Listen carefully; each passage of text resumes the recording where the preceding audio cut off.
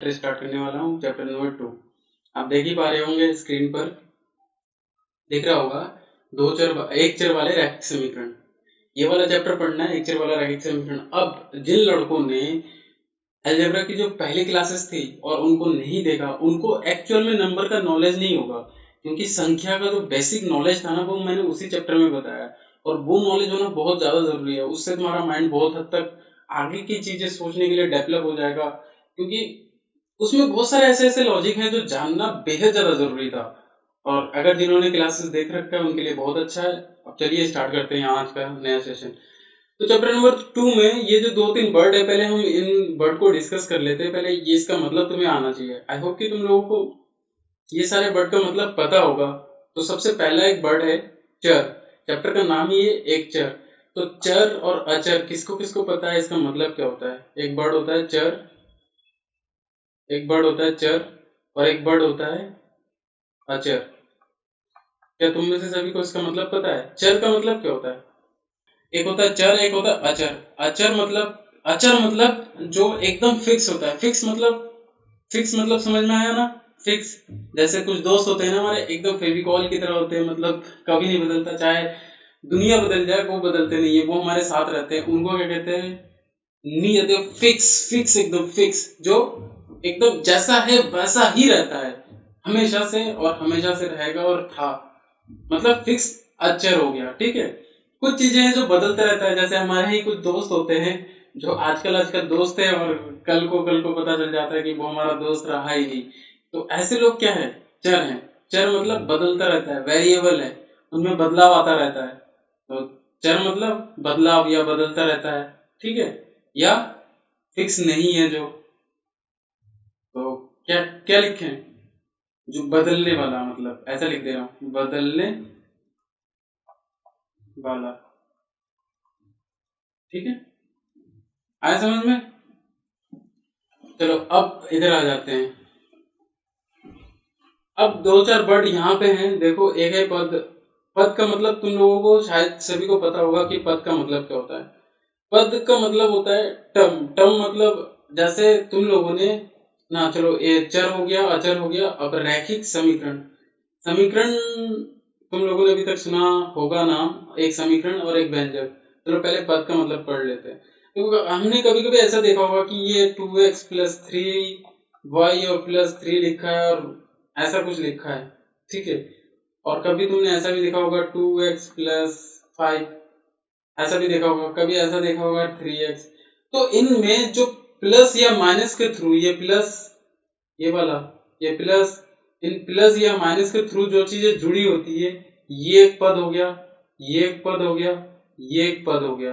तो इनमें कितने पद है? 3 पद है। ये कितने पद है? 3 पद। ये और ये। ठीक। इसमें कितने पद है? एक पद ये हो गया, एक पद ये हो गया, एक ये हो गया पद, एक पद ये हो गया। इसमें कितने पद हैं? एक पद। कितने हैं? एक पद। तो इसमें एक है, इसमें 2 पद हैं और इसमें 3 पद हैं। आया समझ में? पद किसे कहते हैं? पद के बाद अभी इसी एग्जाम्पल को ले, तो हमने बचपन से ही देखा है कि जैसे इसी एग्जाम्पल को अगर मैंने कहा कि ये 2x प्लस, कलर चेंज कर ले, 2x प्लस 3y और प्लस 3। ठीक है, ऐसा कुछ लिखा है। ये जो चीज लिखा हुआ है, ये चीज क्या शो करता है? ये इनमें 2-4 वर्ड हैं और इसमें एक ही तरफ चीजें लिखी हुई है। इसको कहते हैं बीजीय व्यंजक। व्यंजक का मतलब समझ लो। वैसे तो ये ग्रीक वर्ड है, यहाँ का नहीं। इनमें जो बीजीय का मतलब होता है, ऐसा मतलब बीजीय का मतलब जो चर अचर दोनों चीजों से मिलकर बना, और स्पेशली चरों से चीजें मिलकर जो बनी होती है उनको बीजीय कहते हैं। ठीक है, नाम दे दिया बीजीय। और बाकी जो व्यंजक होता है, व्यंजक का मतलब ही यही होता है कि थोड़ा कॉम्प्लिकेटेड। व्यंजक का मतलब क्या हो गया? कॉम्प्लिकेटेड, थोड़ा समझ रहे हो ना, थोड़ा ऐसा पेचीदा टाइप का कुछ। तो ये कुछ पेचीदा टाइप का कुछ हो गया, और जिसमें चर और अचर दोनों इन्वॉल्व है, तो उनको कहते हैं बीजीय व्यंजक। आगे समझ में? अब ये जो बीजीय व्यंजक है, इसी बीजीय व्यंजक में अगर मैंने 2x प्लस 3y और प्लस 3 बराबर 0 कर दिया, तो इस कंडीशन में बराबर में मैंने कुछ लिख दिया तो ये समीकरण हो जाता है। समीकरण का मतलब यही होता है जब कुछ बराबर में हो। आगे समझ में? समीकरण का मतलब क्या है? जब कुछ बराबर में हो उसको समीकरण कहते हैं। आए समझ में? तो ये हो गया समीकरण। या मैंने ऐसा लिखता कि 5x प्लस 2y बराबर 3, ये भी एक समीकरण हो गया क्योंकि इसके बराबर में कुछ है। लेकिन वहीं पे अगर 2x प्लस y बराबर में कुछ ना लिखा हो तो वो क्या हो गया? वो खाली बीजीय व्यंजक हो गया। वहीं पे अगर इसी टर्म को अगर मैंने यहाँ पे ऐसा लिख दिया होता 2x प्लस वाई बराबर 0 लिख दिया तो ये वाला चीज ये व्यंजक होता है। व्यंजक का मतलब ये होता है कि बराबर के उस साइड भी कुछ है, इस साइड भी कुछ है। इसको लेफ्ट हैंड साइड कहते हैं और इसको राइट हैंड साइड कहते हैं। जो बराबर के उस साइड होता है मतलब ये लेफ्ट हैंड साइड और ये बराबर के उस साइड वाला राइट हैंड साइड। आया समझ में? दो चीजें होती है, दाया पक्ष और बाया पक्ष। जब दाया पक्ष और बाया पक्ष दोनों हो तो उस केस में वो क्या होगा? समीकरण होगा। अगर नहीं है तो समीकरण है। और अगर बराबर बराबर कुछ नहीं है, बराबर के बराबर कुछ दे नहीं रखा है तो इसका मतलब वो बीजीय व्यंजक है। बीजीय व्यंजक है उस केस में बीजीय व्यंजक होगा। और जैसे ही बराबर में कुछ दे रखा है तो समीकरण हो जाएगा। आया समझ में? ये दोनों वर्ड क्लियर हो गए। अब आगे बढ़ते हैं, समीकरणों को हल करना। अब हम थोड़ा समीकरणों को हल करना सीख लेते हैं। समीकरणों को हल करने के लिए सबसे पहले देखो कुछ एग्जांपल दे रखा है। मैं क्या बताऊं कि इन क्वेश्चनों को ना एग्जांपल में दे रखा है तुम्हारे किताब के, तुम्हारे बुक में जो एग्जांपल है वही वाले सेम एग्जांपल मैंने यहाँ पुट अप कर रखा है। अगर तुम लोगों को ये वाले एग्जांपल किताब से करने हैं तो किताब से कर लो या फिर मैं सॉल्व करवा देता हूँ। मुझे लगता है मैं सॉल्व करवा देता हूँ। उसके बाद मैंने तुम्हारे एग्जाम्पल 2.1 के सारे एग्जाम्पल लिख रखे हैं। तो मैं क्या करूँ तुम बताओ? मैं दोनों में से एक काम कर देता हूँ, बाकी तुम कर लेना। चलो मैं यही वाले एग्जाम्पल कर देता हूँ जो मैंने लिख रखे हैं। सबसे पहले स्टार्ट करते हैं पहला क्वेश्चन। सबसे पहले फटाक से स्टार्ट कर लेते हैं। पहला क्वेश्चन क्या कह रहा है? 2x माइनस 3 बराबर 7 दे रखा है। इसको अगर तुम्हें सॉल्व करना है तो देखो सबसे पहले हमें ना ये बराबर के उस साइड जो चीज है इधर से उधर भेजना होता है।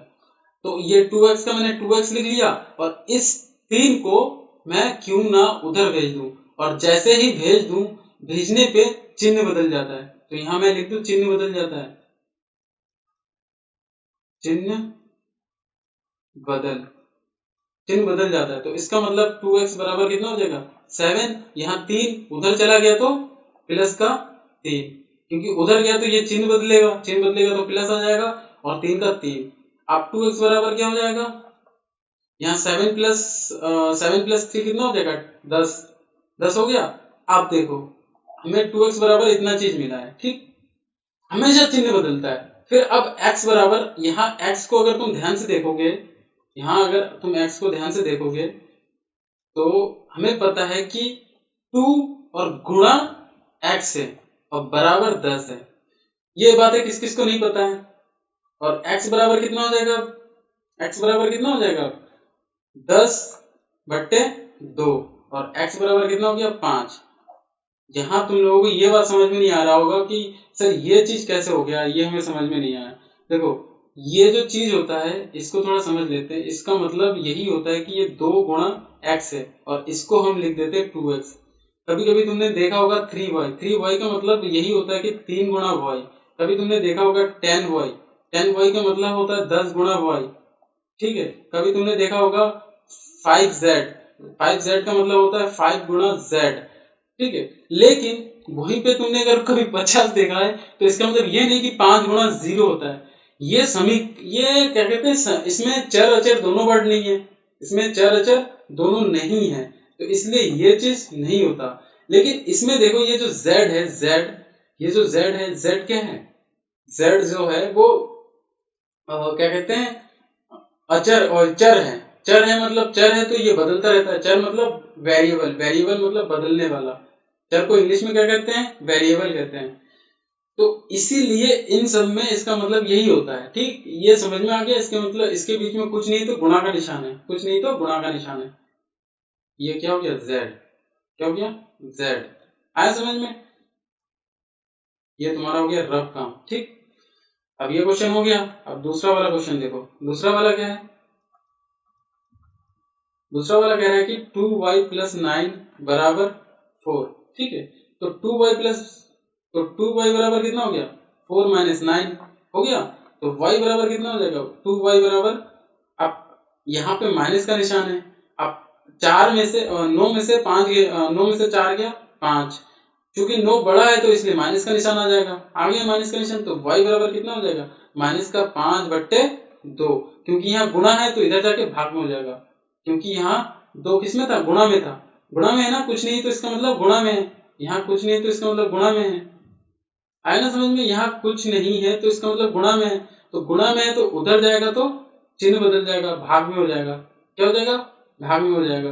तो जैसे ही 2 उधर से इधर आया, ये देखो 2 उधर से इधर आ गया तो ये भाग में आ गया। किस में आ गया? ये 2 भाग में आ गया। किस में आ गया? 2 भाग में आ गया। भाग में आ गया ना, तो y बराबर कितना हो गया? 5/2। आया समझ में? कैसे करना है? आई होप कि ये तुम लोगों को समझ में आ गया होगा। अब तीसरा क्वेश्चन देखो, थर्ड क्वेश्चन क्या है कि x/3 और प्लस 5/2 बराबर कितना है? माइनस का 3/2 है। तो x बराबर x/3, अब यहाँ प्लस का निशान है तो इसको उधर भेज दोगे तो ये माइनस का हो जाएगा। तो बराबर ये माइनस का 3/2। जब ये उधर से उधर जाएगा तो चिन्ह बदल जाएगा। तो प्लस का चिन्ह है तो यहाँ पे माइनस का चिन्ह, ये वाला प्लस का चिन्ह है तो यहाँ पे माइनस का चिन्ह। यहाँ 5/2 तो उधर आ गया, बराबर के उस साइड आ गया, तो 5/2 आ गया। अब x/3 बराबर क्या हो गया?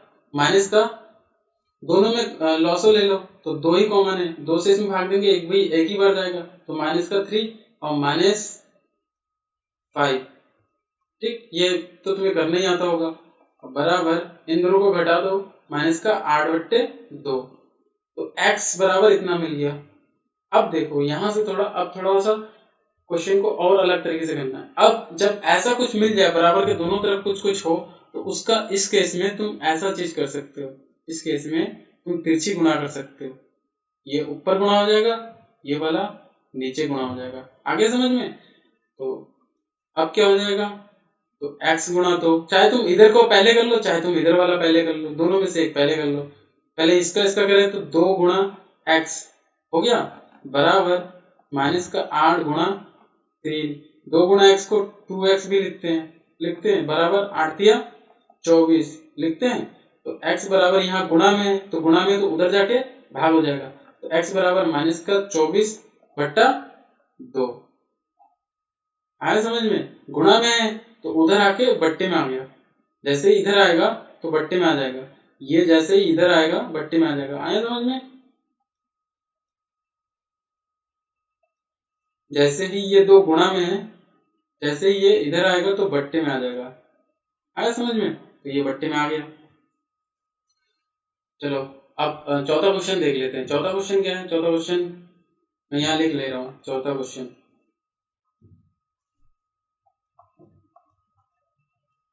क्या है? 15/4 और माइनस 7x बराबर 9, यही है ना? चलो चौथा क्वेश्चन करते हैं। अब इसमें देखो, हमें माइनस का 7x यही रखना है। ये इसके सामने कुछ नहीं है तो इसका मतलब ये प्लस में है। किसमें? कुछ नहीं तो इसका मतलब ये प्लस में है। तो उधर जाएगा तो ये, अगर इधर आएगा तो माइनस में हो जाएगा। तो बराबर 9, जैसे ये इधर आएगा तो माइनस का हो जाएगा, चिन्ह बदल जाएगा। चिन्ह बदल गया तो यहाँ कितना आ गया? 15/4 आ गया। अब माइनस का 7x बराबर, अब इसको सॉल्व करना है। इसको सॉल्व करने के लिए इसके नीचे तुम 1 मान लेते हो। अब इसको सॉल्व करो, दोनों का क्या कर लेते हो? लॉसो निकाल लेते हो। 1 और 4 का लॉसो 4 आएगा। अब फिर 1 से इसमें भाग देते हैं, कितनी बार जाएगा? 1 से 4 में भाग 4 बार जाएगा। तो 4 गुणा इस 9 का 9 और माइनस का चिन्ह, यही माइनस वाला माइनस चिन्ह है। ठीक है, लगा लिया। अब इसके बाद 4 से 4 में भाग दोगे, 1 बार जाएगा, तो 1 गुणा 15, 1 गुणा 15, यही वाला 15 है। ठीक है, अब माइनस का 7x बराबर, इनको गुणा करो इन दोनों को, 9 चक्कू 36, 9 चक्कू 36, इनका गुणा करोगे तो माइनस का 15, बट्टे में 4, तो माइनस का 7x बराबर माइनस का 7x बराबर कितना हो गया, इन दोनों को घटाओ, 6 में से 5 गया 1, 3 में से 1 गया 2 और बट्टे में 4। ठीक है, अब यहाँ कुछ नहीं है, इसका मतलब देखो इसका मतलब 7 गुणा x है और बराबर कितना है 21/4 है ना। तो गुणा में है तो उधर जाके भाग में चला जाएगा, है जाएगा कि नहीं जाएगा, हाँ तो भाग दे दो, मतलब नीचे आ जाएगा। तो x बराबर माइनस में ही दे दो उधर, ठीक है, या तो माइनस का यहाँ रख लो, माइनस रख लो, यहाँ खाली 7 को भेज दो, ठीक है, माइनस रख लिया मैंने तो 7 को भेज दो उधर, कितना हो जाएगा, ये इसके साथ गुणा हो जाएगा, किधर जाएगा, ये जो 7 है ये यहाँ पे आ जाएगा, इसके साथ गुणा में आ जाएगा, क्योंकि यहाँ गुणा में है तो नीचे आ जाएगा, भाग में आ जाएगा ना, इसको भाग देंगे। नहीं आया समझ में, बता रहा हूँ, देखो सॉरी गलती हो गई, देखो क्या कहना चाह रहा हूँ, 21/4। अब इस पूरे को भाग देना किससे, 7 से, यही ना। और इसको थोड़ा अच्छे से लिख लेते हैं, यहाँ x बराबर हो गया माइनस का x बराबर, ठीक है। अब अगर तुम्हें इसे सॉल्व करना है तो यहाँ नीचे 1, इसका मतलब ये इसके साथ गुणा होता है और इसका मतलब ये इसके साथ गुणा होता है। तो बस माइनस का x बराबर क्या हो जाएगा, 21/4 गुणा 7, या तो तुम यहीं पे डायरेक्ट इस 7 को यहाँ नीचे ही भेज दो गुणा में, ठीक है, या फिर ये लंबा वाला करो, इसको करने की कोई जरूरत नहीं, डायरेक्ट तुम यहाँ से डायरेक्ट इसे 4 पे भेज देना, 4 के साथ गुणा में भेज देना, ठीक है, भाग देना होता है डायरेक्ट मतलब। तो माइनस का x बराबर कितना आ गया, 7 या 21, कितनी बार गया, 3 बार, तो 3/4, तो तुम्हारा आंसर यही आ गया। अब तुम्हारे इसमें एनसीईआरटी में कुछ क्वेश्चन दे रखा है, इस क्वेश्चन को करना है तुम लोगों को हल। अब बताओ इनमें से कौन सा क्वेश्चन बताऊं तो थोड़ा अलग लगे तुम लोगों को। जैसे ये इसका 8वां क्वेश्चन करते हैं, कौन सा क्वेश्चन करते हैं, 8वां क्वेश्चन, कौन सा क्वेश्चन करते हैं, 8वां नंबर, देखो 8वां नंबर बता रहा हूँ, ठीक है, क्वेश्चन नंबर 8वां क्या है, 1.6 बराबर y/1.5 है, ठीक है, इसको सॉल्व करना है, कैसे करेंगे, देखो कैसे करोगे, तुम सीधा सीधा इसके नीचे 1 मान लो और तिरछी गुणा कर दो, इसकी यहाँ पे और इसकी यहाँ पे, तो कितना हो जाएगा, y कने y और ये 1.5 गुणा 1.6, तो y बराबर कितना आ जाएगा, इन दोनों का गुणा कर दो, 15 छंग 90 का 0 और 15 कने 15 और कितना हो गया 20, 15 कने 15 20 और 4 24 हो गया, तो 24 हो गया। अब यहाँ कितने के बाद दशमलव है, उतने के बाद दशमलव लगा दो, यही तुम्हारा आंसर हो गया, ठीक हो गया। अब इनमें से ऐसा कौन सा है जो तुम्हें ज्यादा डिफिकल्ट लग रहा है, इसमें से देखो कौन सा ज्यादा डिफिकल्ट लग रहा है, कौन सा ज्यादा डिफिकल्ट लग रहा है, यही वाला, इनमें से कौन सा ज्यादा डिफिकल्ट लग रहा है, ये वाला, चलो ये वाला करते हैं,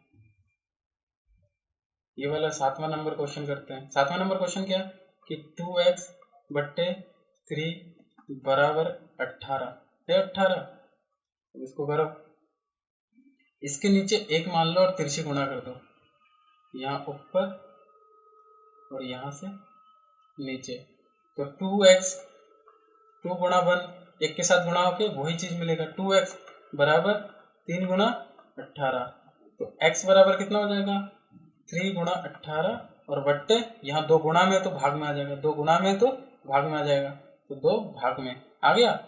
आने के बाद अब कितना हो गया, 2 से 9 को काट, 2 से 18 को काट दो, कितनी बार 9 बार, तो x बराबर कितना मिल गया 3 गुणा ये वाला 9, तो x बराबर कितना मिल गया 9 27, कितना मिल गया 9 27। आई होप कि अब तुम लोगों को ये सारे क्वेश्चन आगे होंगे सॉल्व करना और तुम कर भी लोगे। और अगर किसी को भी थोड़ा बहुत भी कंफ्यूजन है तो वो मुझे कमेंट्स करके बिल्कुल बताए, मैं पूरी कोशिश करूंगा कि उस टॉपिक पर भी वीडियो बना दिया जाए जिस टॉपिक पर तुम्हारा ज्यादा कंफ्यूजन रह रहा है अभी भी, मतलब पूरा सेशन अटेंड करने के बाद भी।